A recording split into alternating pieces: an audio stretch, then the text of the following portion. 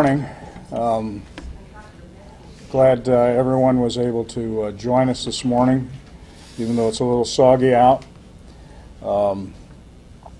We have a number of guests and a number of announcements. One person's not here, but I expect them to arrive as we proceed. But we're going to go ahead and get rolling. I want to ask Denny Glenn to come up.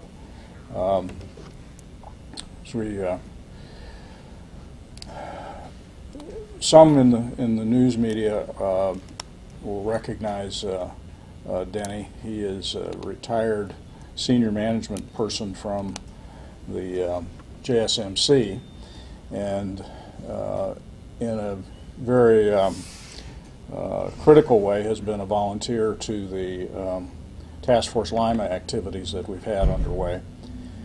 I share that because after one of our meetings last fall, Denny approached me and said that he had some ideas that he wanted to share with me about discussions that have been taking place in the public about Lima Municipal Center building security.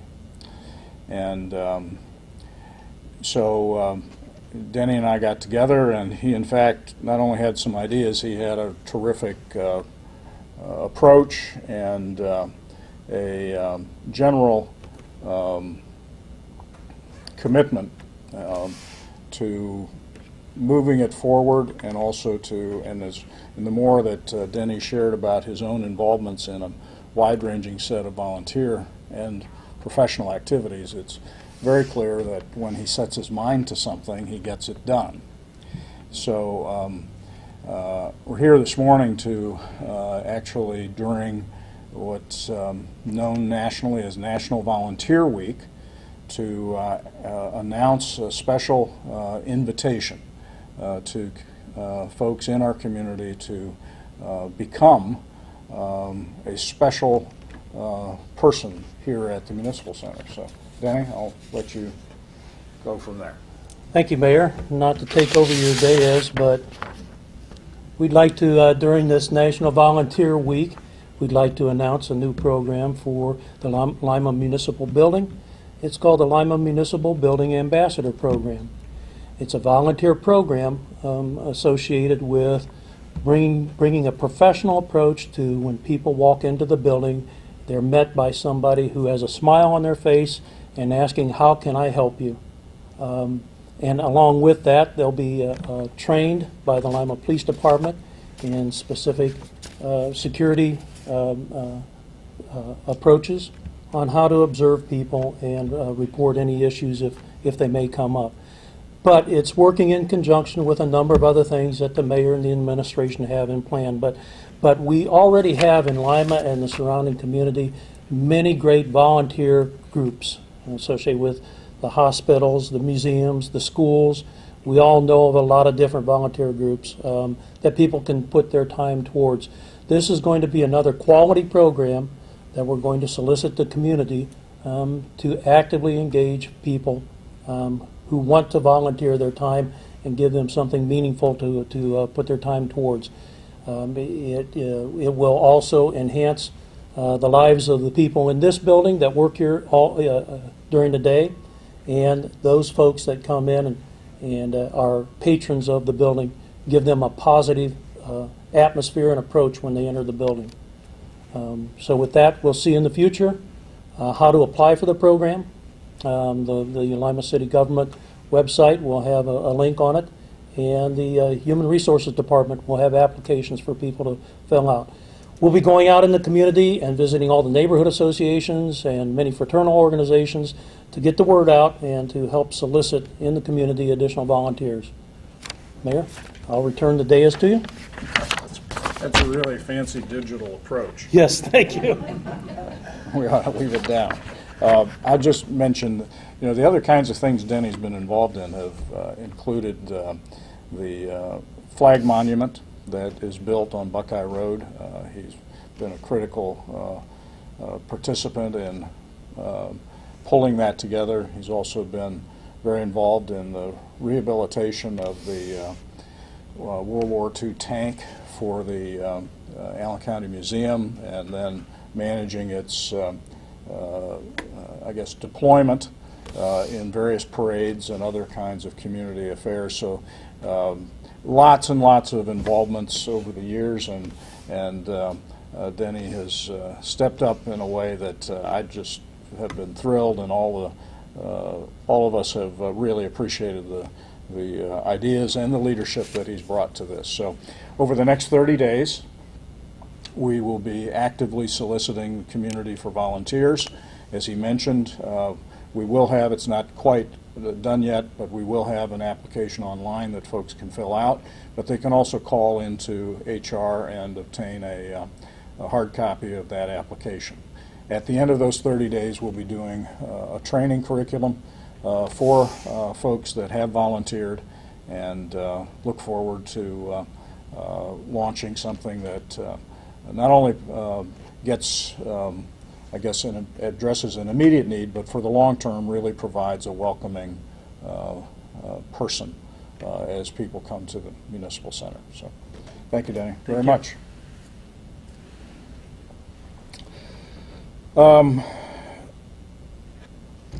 Let's see. This morning we also have a proclamation. I want to ask Del Barton, our forester for the city, to come forward. He has information about the city's status as a tree city. You want to make that announcement, Del? Yes, sir. Good morning. I'm here to announce that the National Arbor Foundation is recognizing the City of Lima as a Tree City USA for the 25th consecutive year, which is a pretty high honor for the state of Ohio and nationally as well. There's 4 criteria that have to be met in order to qualify as a Tree City USA, and that requires that you have to have an established forestry program, you have to have a tree commission, you have to spend at least $2 per capita on your forestry program, and you have to have a Arbor Day celebration. This year's Arbor Day celebration will be held this Friday at St. Charles at 1 o'clock.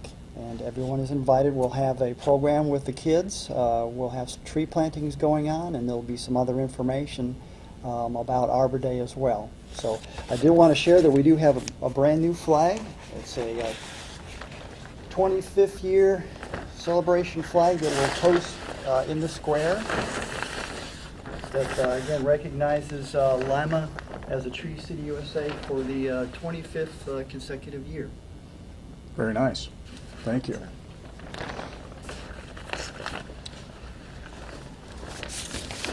And so it's in that context that I'd like to offer the following proclamation. Whereas in 1872, J. Sterling Morton proposed to the Nebraska Board of Agriculture that a special day be set aside for the planting of trees. And whereas this holiday, called Arbor Day, was first observed with the planting of more than 1 million trees in Nebraska, and Arbor Day is now observed throughout the nation and the world. And whereas trees can reduce the erosion of our precious topsoil by wind and water, cut heating and cooling costs, moderate the temperature, clean the air, produce oxygen, and provide habitat for wildlife. And whereas trees are a renewable resource, giving us paper, wood for our homes, fuel for our fires, and countless other wood products. And whereas trees in our city increase property values, enhance the economic vitality of businesses, and beautify our community. And whereas because trees are a source of joy and spiritual renewal, the Lima Urban Forest Council promotes tree planting in memory of those gone before us. And whereas Lima, Ohio has been recognized as a Tree City USA by the National Arbor Day Foundation and desires to continue its tree planting ways. Now therefore, I, David J. Berger, Mayor of the City of Lima, do hereby proclaim April 26, 2013 as Arbor Day in our community, and urge all citizens to support efforts to care for our trees and woodlands, to support our city's community forestry program, and to plant trees to gladden the hearts and promote the well-being of present and future generations. In witness whereof, I have hereunto set my hand and caused to be affixed the seal of the City of Lima this day of April 2013. Thank you, Del. I want to comment that particularly this time of the year, it's appropriate for us to celebrate this. The Urban Forest Council has been working for years and to both plant along our main corridors the flowering trees that are now very much in evidence.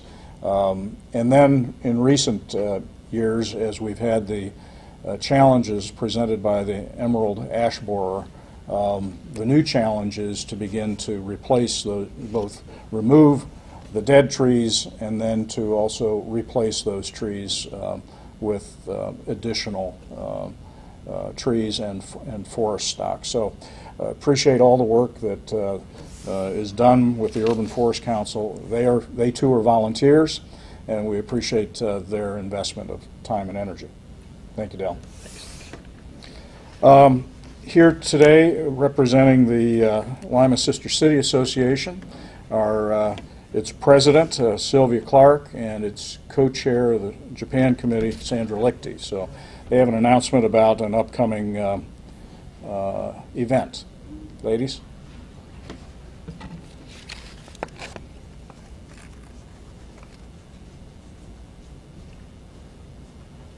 Good morning. Okay. Good morning. Okay.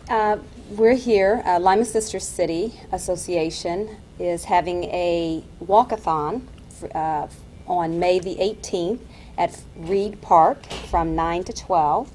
And it does fund our scholarship, which eventually supports sending youth to Japan, which we will actually start interviewing students and preparing them this fall for a trip next summer. So I'm going to let Sandra go ahead and go from there. Thank you. Yeah, if you want to hold that up. We invite anyone who would like to walk with us to please join us at Heritage Park on the 18th. And you can even bring your dog along if your dog needs to walk a little bit. We have a good time, don't we? Walking our dogs and getting to know each other better in the beautiful park here across from Apollo High School. And that is from 10 to 12. Every cent of the money that we collect to support our walkathon members goes to help our youth to have a cross-cultural international experience, going to Japan, staying with a Japanese family for a few days. And it's a wonderful opportunity. We'll be sending our next group next year, likely in the month of June. And it will be a combined group with adults and youth. So we invite you to support our effort. I even brought our little bank along and our sign-up sheet. If you would support, we're both walking, aren't we? Yes. And there will be others walking, and we invite you to support us with a donation. Also, tonight we're having a Japan committee meeting, and at our meeting we are going to review the book that was published by our sister city in Japan. This is the story of Joseph Hiko, who at the age of 13 was on a Japanese cargo ship which was lost at sea, and he was picked up along with other crew members by an American freighter. Now, at that time, Japan was closed to the outside world. It was just the Civil War in the United States, so around in the 1850s that this happened. And he was taken at the age of 13 to California, and he lived there for many years, attended school, was taken in by an American family, and when he finally did return to Japan, he started the first newspaper to be published in Japan. He started the first newspaper company, and during the years he was in America, he met 3 presidents of the United States, and one of them was Abraham Lincoln. And when he went back to Japan and he published his 3rd issue of the newspaper, he had on the cover the assassination of President Lincoln, which was a very sad event for him because he had met President Lincoln. So tonight we're going to take a look at this book. We're going to read the story. And Sister City people, Keiko Han, myself, and Sharon Beckford, helped to translate this book into English. And now we can find it in the Lima Public Library and also in some of our local college libraries. So you're invited to attend Trinity United Methodist Church, 7 o'clock this evening. Anyone is welcome to come. And also, anyone is welcome to be a member of Lima Sister City. We have applications always available. And you can actually acquire that membership application through the mayor's site when you go to the internet site for City of Lima, Mayor Berger, and if you pull him out, then there is an area right there for Lima Sister City, and you're more than welcome to send in a membership. We welcome all. Sandra, you didn't mention the connection between Harima and Mr. Hiko. Yes, Mr. Hiko was born and raised in Harima. So he is a hero of our sister city in Japan. And I think it's really neat that we have that bridge that connects so many years ago, this connection with the U.S., and now today we are sister cities. That's really exciting. Gives me goosebumps. Thank you.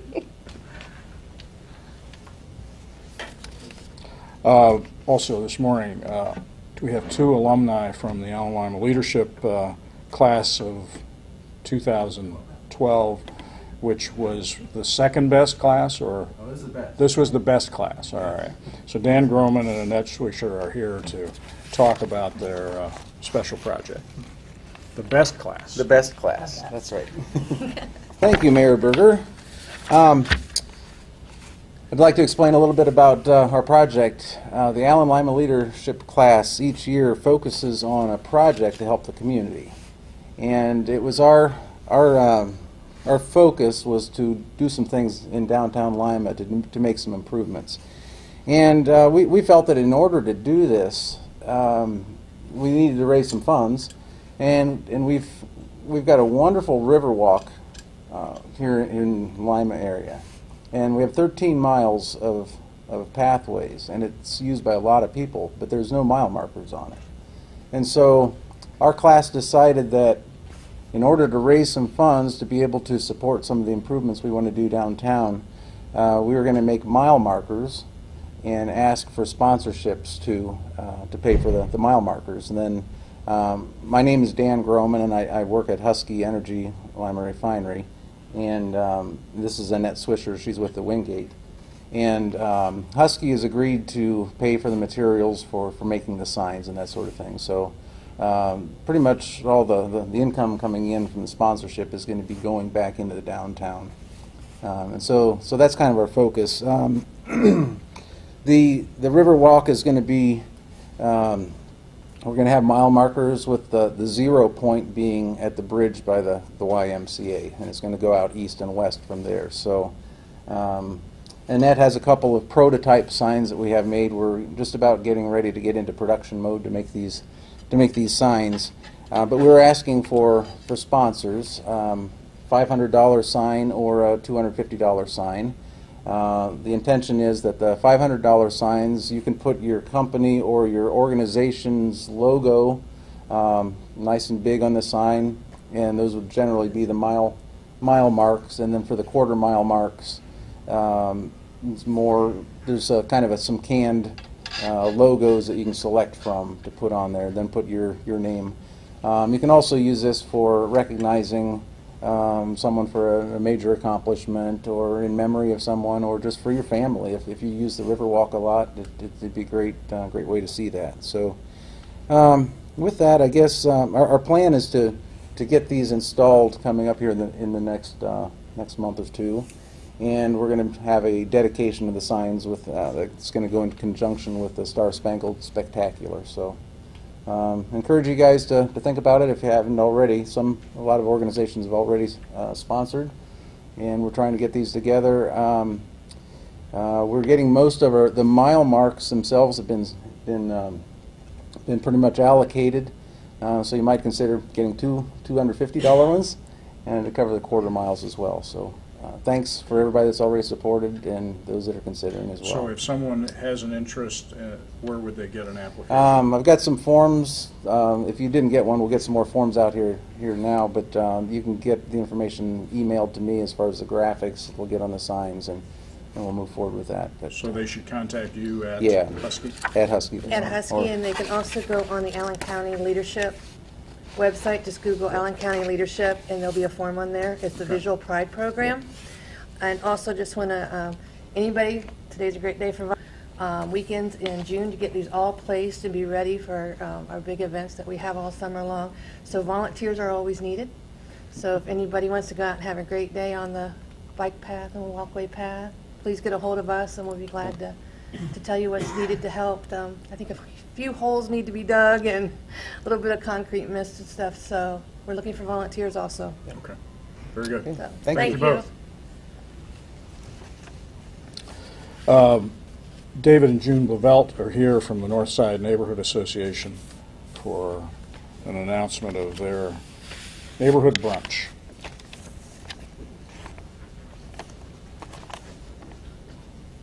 Good morning. Good morning, Mayor. Good morning, everybody. My name is June Blavelt. I'm with Northside Neighborhood Association. And on May 4th, we're going to have a neighborhood, we're changing it to an event because we're not going to have a whole breakfast. I don't want somebody coming up and saying, what happened to the whole breakfast here? You know, I was looking for ham and eggs or sausage and eggs. Well, it's not going to happen. So anyway, it's at Northland Bowling Alley, and it will be from 9 till 12 p.m. And you can come and talk with the police chief, the mayor, the sheriff. We're going to have the canine dogs there. And it's mainly to see what we do and what the events are going to happen in Northside, because we're going to be picking back up a lot of things. We want you all to come. If you need any information, you can call myself at 419-222-0146, or you can call Sue Hooker at 419-229-7070. And come all. We're looking forward to having a good time. And it'll be upstairs in the bowling alley. So as you come in the door, you go up the steps and it's right there. Okay. Very good. Thank you very Like much. to see everybody show up. Thank you very much. Thank you, Mayor. There's several city officials. I want to ask Chief Martin to come up. He has an introduction he'd like to make.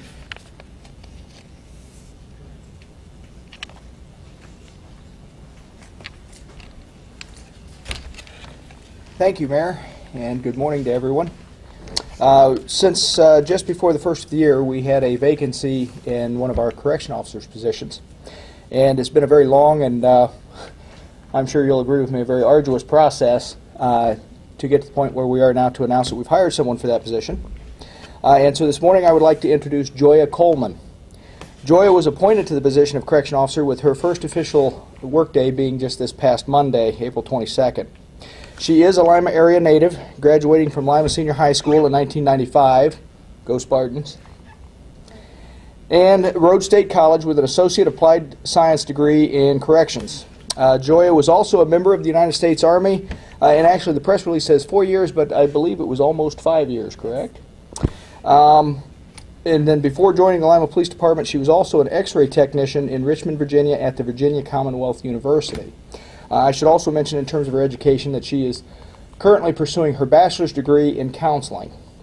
So Goia brings a great deal of experience and a great deal of educational background to us as well into this position. And so we are actually very pleased that she wanted to become a member of our department.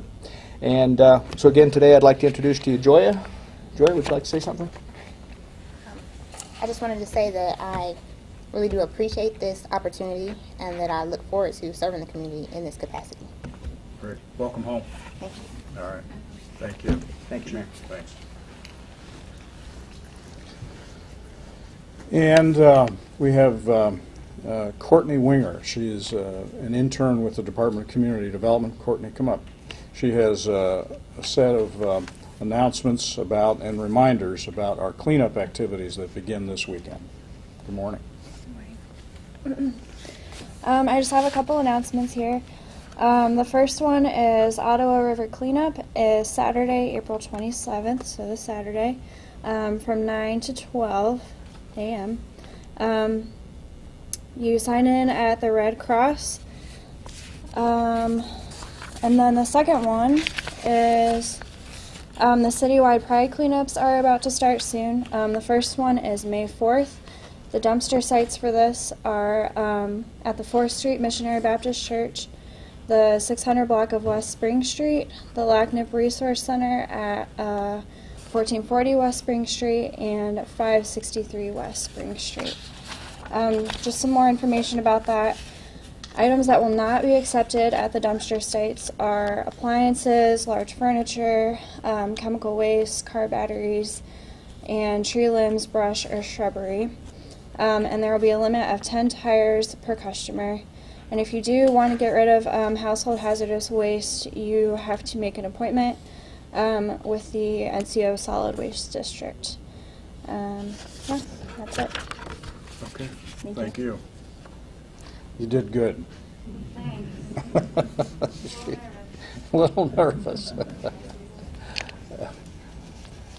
Well, again, in the context of National Volunteer Week, there are lots of opportunities for folks to pitch in and make a difference in our community, and you've had at least a dozen kind of announced today with all of these cleanup activities and all the rest of the work that's underway. We are very dependent upon volunteers, and they make a great difference in our community.